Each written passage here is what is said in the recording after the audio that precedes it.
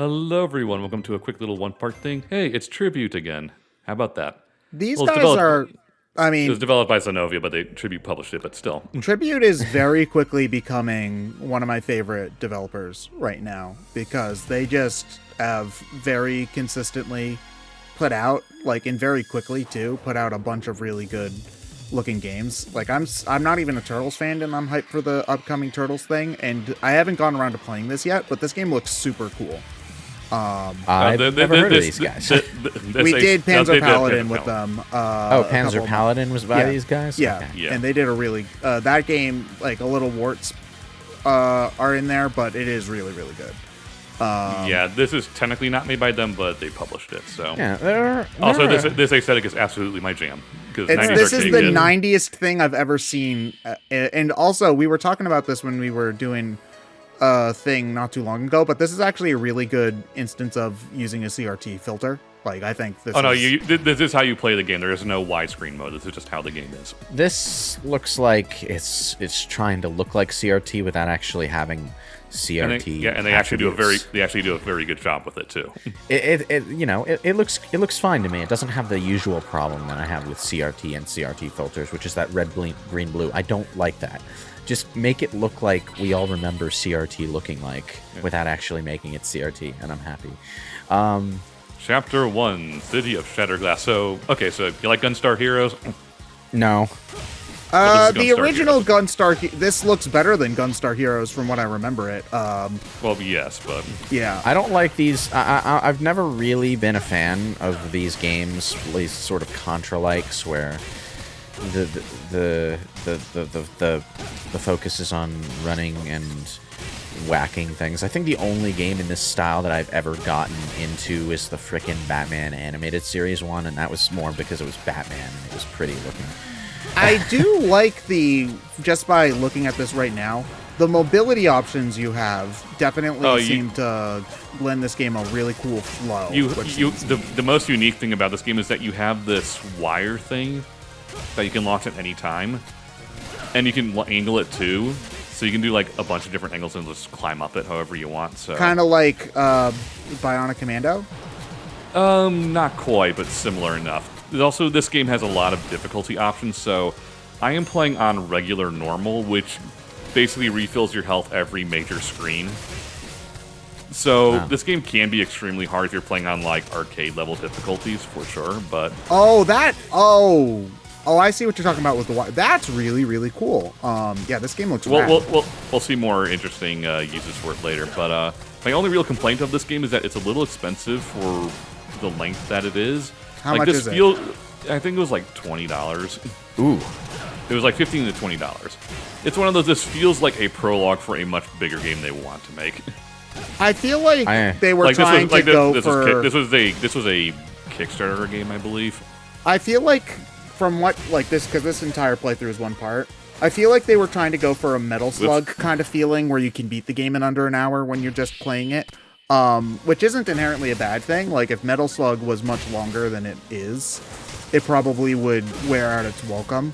Like, I generally really like these arcade-style types of games because they're quick and they're snappy and they provide this, really fun gameplay feel where you just, plow through it.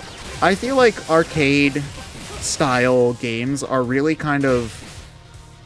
They've been a lost art for a while, and we've really seen a renaissance in this kind of style coming back in the past few years, which I'm not saying this game needs to be super long or anything. I just feel like it could have been maybe 2, maybe 3 stages longer to be worth the price, I think. Springboarding off what Ted said about arcade style games. Cool. Oh yeah, this is it's a very graphically also it just straight up uses Sonic 3 sound effect whenever a boss appears. So to springboard off of Ted's point about the lost art of arcade style games, yes and no, I think, because in the actual heyday of those styles of games, they were meant to just kill you and kill you and kill you. Yeah. So they definitely were. Yeah. So the modern renaissance of arcade style games is kind of we're trying to recreate the feeling of beating those games without all the bullshit, and for the most part, I think we succeed. Yeah, that's why I've liked it so much. For one example that's relevant right now, Super Monkey Ball Banana Mania, you know, it's an arcade puzzle game, only it's much more fun to play nowadays because you can actually get to the end of the stage, like the end of advanced and expert mode, if you just keep on trying. And that was part of the psychology of arcade games, is that, oh, if I have one more quarter, I can get past this part.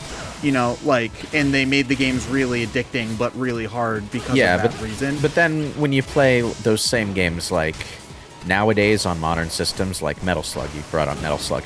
It's mostly just, unless you do a self-imposed challenge where you don't do this, it's mostly just an exercise of dying and immediately respawning where you died because you have infinite quarters. Yeah. But that's where, like, you can, with modern game design, where you can just have infinite lives, you can still have the satisfaction of trying until you actually complete it, which is satisfying in its own way. You know, like having, I think Meat Boy is one of the first examples a lot of people will think of, where, you know, the game is intended to kill you, but you can keep on trying until you win. It's not really as arcade feeling, but Celeste has got a similar vibe to it as well. I think those kind of games are less about they're intended to kill you and more like they divide their progression up into very extremely small chunks, and by doing so, it enables them to make their individual little platforming areas more individually challenging without it being a massive progression drag whenever you fail. So it's more like they don't intend to kill you. They kind of hope that they won't, but they know that they probably will. So, it's very different than, like, say, the original Ghosts and Goblins arcade games. Like, part of what made those games so hard was that when you died, you had to go back so far, you know? Ultimately, like, the challenge is fair in that very little in Ghosts and Goblins just kills you out of nowhere. It's just, like, such an endurance test in order to actually get that far. Versus a lot of modern-day arcade-style games is much more about short bursts, but the action is as, like, huge and big and short in those small bursts you tend to find. And it's like, I like what Ryan said about this game having, like, multiple, like, customizable difficulty options. Like, in this difficulty, you said it heals you after, like, every major screen, or, in other words, every, like, smaller subsection of a level, right? Like, once you transition out of this waterfall area, you'll be fully healed, right? So, like, yeah, that's kind of this game sort of channeling the Super Meat Boy Celeste approach, but you can also turn that off and try to get through the entire stage in one go if you're feeling confident or risky, and that's cool too. You know, let the player decide exactly how difficult they want the experience to be, rather than, you know, just sort of grafting an infinite life system onto an arcade game the way Metal Slug does. That's like another thing I really liked about the Ghosts and Goblins Resurrection. Is that game has a lot of difficulty options as well. So, yes, you can play the game the way Ghosts and Goblins is quotation marks intended to if you like ripping your hair out. But there's also, like, a mode so that even the most casual players can get past, like, the first half of the first level, which is also a good thing. Because there are plenty of arcade games, I think, are supposed to be accessible. Like, that was the idea, you know, like, you have a quarter and you can play any one of these games, you know, so, like, accessible enough to hook you and make you want to play more. Put more quarters in that machine, Lewis. You know, not everyone who goes to the arcade to play the latest beat 'em up or whatever necessarily wants to beat it. Maybe they're just cool with chilling and playing the first few levels. It's fine. I mean, the arcade thing we always did as a kid was, you want to look like a badass, put 2 quarters into like the House of the Dead and just guns akimbo it. You sucked at it because you couldn't aim for shit, but you felt cool. Yeah. I wish I had arcades with games like those in it. But like the most interesting game that my arcade has Time was Crisis Marvel or vs. Capcom. Well, you also had the people who would like try to 1/4 their way through Marvel vs. Capcom, where like you had to beat them in order to take their spot at the machine, or stuff like that. You know, showing off. I mean, I guess you kind of have some of that spirit in these sorts of games with leaderboards and stuff like that nowadays. But until the hackers. that's what I was gonna say. Is until the hackers ruin it, or you know, the speedrunners make it so that reaching the top seems impossible. Because that was always the appeal, right? Was that like, oh, you know, if you try hard enough, maybe your initials could be at the top of the leaderboard on that machine. And by your initials, I mean ASS, because that's what it always is. The problem with the problem with modern leaderboards is that everyone is on the leaderboard, everyone from everywhere, which means like even in the most legitimate setting, you're always up against like the best players in the world, but also 99% chance you're not up against the best players in the world. You're up against some douchebag who decided to ruin everyone's fun by uploading a 0.0.0.01 millisecond time to the leaderboard, and the developers are just too lazy to get rid of that. That was one thing I did like about, to bring up Monkey Ball again, they have a worldwide leaderboard, but there's also a friends list leaderboard where it tracks everybody on your friends list and tells you like how you rank in relation to them, which I think is somewhat of the feeling that you're trying to go for. Yeah. There was also a similar thing, I think, in Mario Odyssey for all of that game's minigames. But like, when you're going to an arcade and looking at the high scores at the arcade, you're effectively looking at the high scores of local strangers. So there's a certain element of randomness to whether or not like someone in your area is particularly good. But like, you're not as constrained by the need to have friends who play the same games as you. You want to know what emulated that feeling, and which isn't really an option anymore, is the 3DS Street Pass. Because games like the Kirby games, like when you Street Passed someone, you got their like time for the Meta Knight mode kind of. or whatever. But Street Pass is dead.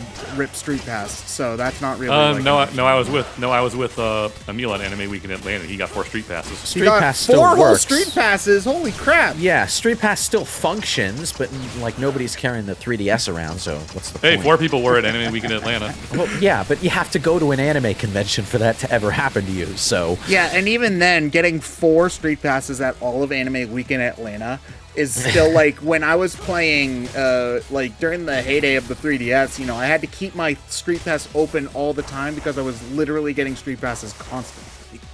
Yeah, you could go to school and someone has their 3DS asleep in their bag. You could walk down the street, go to Walmart, you get Street Passes there, that kind of stuff. Yeah. Like, I'm not super big on portable gaming or even on the social aspect of Street Pass at all, but conceptually, it was good stuff. Yeah, but like, it's a shame that the only games to really utilize the Street Pass is the built-in Street Pass arcade that came with the system. Like, those are the only games that really tried to do something. This is a cool way to use that grappling hook. Yeah, this game looks really neat, and I knew that it existed, but I didn't see a bunch of it, and I knew it was short, so it kind of, I was a little hesitant to get it. When this goes on sale, absolutely get it, but... Yeah, like this game looks really, really cool. Oh, and that background too. That's like Mega Man X3 or 4, not 3 or 4, like X4. 5 or 6 tier background. That is some like super that is some like, to get animation that smooth back in the day, it would pretty much have to be an arcade cabinet. Yeah, pretty much. And the lighting effect in this room too, like when you were to flash your whip and then it made the light pop out. Like, that's really cool. That's not even something you would really see in an arcade cabinet. That was a trick that, like, 3D platformers on the N64 would have tried to do, and it wasn't really something that you really got in 2D games. Like, man. Ever? I'm struggling to think of one. The SNK nostalgia is particularly strong in this game. I would bet you any amount of money that the developers for this game loved them some Neo Geo. Also, they loved Contra 1. Well, you know, Contra. Contra's interesting. I've tried to play Contra. Contra 3 specifically, I've tried to play a lot. And it's fun. I just feel like, and part of the reason why this game speaks to me more than that one, is that you really only have a gun. So it's just not the most interesting to play. Because I find guns tend to inherently be less exciting weapons to use than anything melee, which has a more punchy feel to it in general. It's less about exciting and more about, like, guns are a very straightforward kind of video game weapon, in all of their forms. Like, you can come up with some vaguely interesting concepts for guns, and Contra sort of does with all of its different spread shots and whatever else. But it's not as... It doesn't make your brain juices flow in quite the same way as an electro whip and a grappling hook, So there's a different mental process going on in the action here. The animation is so smooth everywhere here. Those the facial portraits are like constantly in motion, even when they're still, I have to wonder, like, I'm looking at the electro ball in the background, like, how long does it take to hand draw all of those kinds of sprites? Probably a long time. Well, it's not going to be, like, entirely hand drawing. There's going to be some element of, like, creating 3D models and then rotoscoping those, because that's just a quicker process to get smooth animation, and then maybe you draw on top of the rotoscoping. Oh boy, we're going to Manhattan. All the Avengers will be there. They'll help out. Nah, they're off planet dealing with some random alien threat that I'm sure isn't that Heart of Concrete. This actually I love this music track. This music track is so good. A post-apocalyptic New York. Excellent. Man, global warming's a bitch. Yeah, but the moss seems to be thriving. This is a very Teenage Mutant Ninja Turtles feeling section to me. Yeah. Like Teenage Mutant Ninja Turtles 4 kind of vibes, just like on the boat. Yeah. Well, it's the same color scheme as the Turtle Band, so. Somewhere in the background, you can just hear someone screaming, "I slept too long."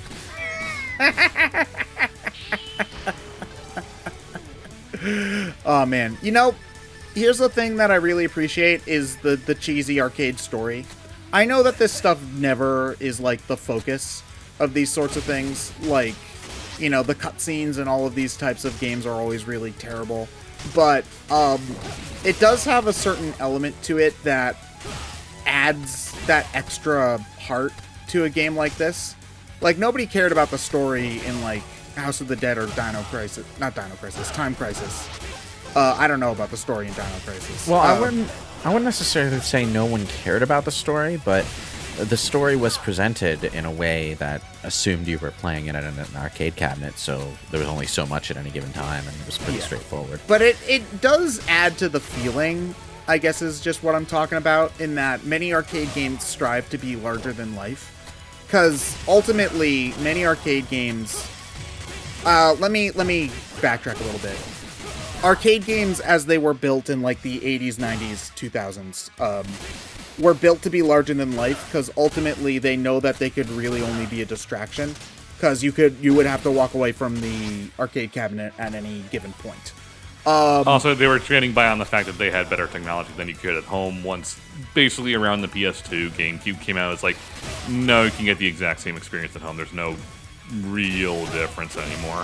Yeah, but when you're trying to make a game that's trying to emulate that sort of aspect to it, I think it would be very easy to be like, oh, well, we don't have to have a story, because that's not why people played arcade games, but I think it is important for getting the feeling of it. In the GameCube PS2 era, arcade cabinets still did have a technological edge, actually, but we weren't seeing as much of that in the West because arcades were on the way out over here. Yeah, you really only saw like a couple of machines at like Dave & Buster's or whatnot. But like the gameplay experience on arcades around that era was incredibly smooth. Because, well, number one, they didn't have disc-based load times to worry about. It was all baked into the hardware. But Also, like, I guess the thing is that the jump wasn't as dramatic.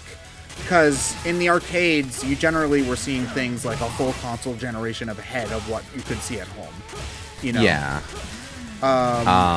In arcades, like, when it comes to graphical improvements, arcade cabinet versus console, it had a tendency to be like lighting effects and weather effects and things like that. Yeah. Like stuff that was flashy, but it wasn't like... I'd say especially once you got to 3D stuff, generally speaking, I'd say that the differences were fairly minor. Like, maybe you saw something Dreamcast style graphics when the PS1 was still out or whatever, but the jump in graphics wasn't as big for that to be the selling point, which is why we saw a shift to more gimmick-based arcade games. Like, one example I can think of is if you've ever been to the David Buster's and seen the Luigi's Mansion arcade cabinet with the big Luigi's Mansion vacuum cleaner, you know. I'm gonna bring up Monkey Ball for the millionth time. Ding! Like the Monkey Ball banana controller, you know, stuff like that. You know, gimmick-based is one way to look at it, but the way I prefer to look at it is that as the console market became more mainstream and it became more common for people to own their own gaming systems at home, the arcades that survived in the countries that kept the business alive leaned heavily into the social aspect of arcade cabinets, which mostly means games that have a strong immediate novelty effect that multiple people can get into at once when they're hanging out at the arcade together. That is a good point, because that's when we saw DDR become really popular. Taiko Drum Master. I think that's... the table flip game. Or like, you can go to the arcade and play Hatsune Miku on an arcade cabinet. It's got like 7 million songs, you know? That sort of thing. Or like frickin' haunted, like horror game booth games where you get inside this really contained thing and you're supposed to be in there with one other person. It's a social experience, you know? Yeah, a lot of racing games have really, like, stayed in arcades, like, partially because, again, it's the spectacle of, oh, you're in the seat, it looks like a car seat with the car wheel and whatnot, but there's also, like, 4 booths in that thing, and you're all racing against each other with your own screen.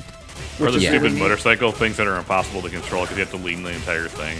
Oh, yeah. So one thing that I think that they should make into an arcade cabinet, because it just seems really cool, back in, like, E3 2015, I think it was, when Nintendo had Star Fox Zero, all of the press people recording the game had these like big R-wing shaped booths where they could like hold the Wii U gamepad like it was the steering wheel and whatnot, and like move it around and whatnot. And I'm like, an arcade cabinet Star Fox game would be awesome, you know, because Star Fox is an arcade game effectively. You know, that was actually kind of like.